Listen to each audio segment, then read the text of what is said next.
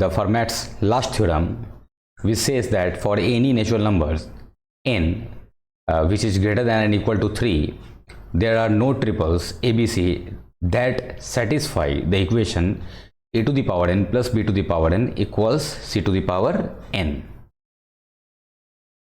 Here we have to understand the one important thing, that is for any natural number n, here the index n must be natural number, and also this must be greater than or equal to 3. There are no triples ABC that satisfy the equation a to the power n plus b to the power n equals c to the power n. Here the example, using a theorem proved by the Fermat, every odd prime can be expressed as the difference of two squares in one and only one way. Express 7 as the difference of two squares. So here we can express this in the form 7 to the power 7 is equal to 16 minus 9 equals 4 to the power 2 minus 3 to the power 2. Here we are expressing 7 in the difference of the square of two numbers. This is also important. Every odd prime can be expressed as a difference of two squares in one and only one way. And you can choose the different number also, like if you are using 3 is prime number, so 3 will be equal to like 2 square minus 1 square. So this is the difference of the two squares.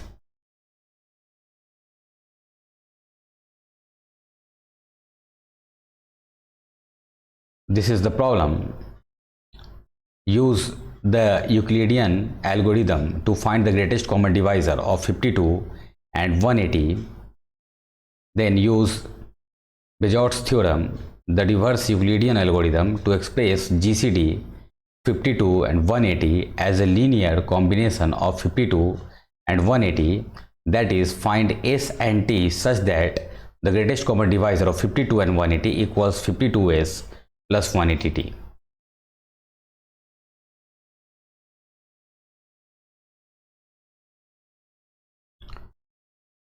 Here some examples are the day life examples, like a congruence of the form ax congruent to b mod m, where m is a positive integer, a and b are integers, and x is a variable, is called a linear congruence.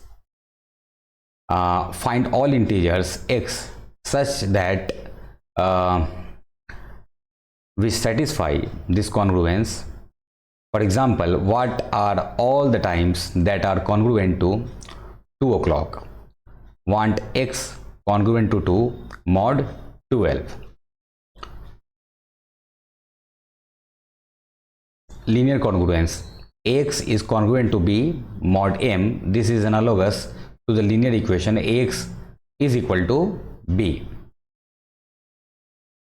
One way to solve this simple equation is to multiply both sides by 1 by a, and that is x equals b by a. Here we use the fact that 1 by a is the multiplicative inverse of a, recalling that 1 by a is the multiplicative inverse of a because 1 by a into a equals 1. We will use the same strategy to solve the linear congruence.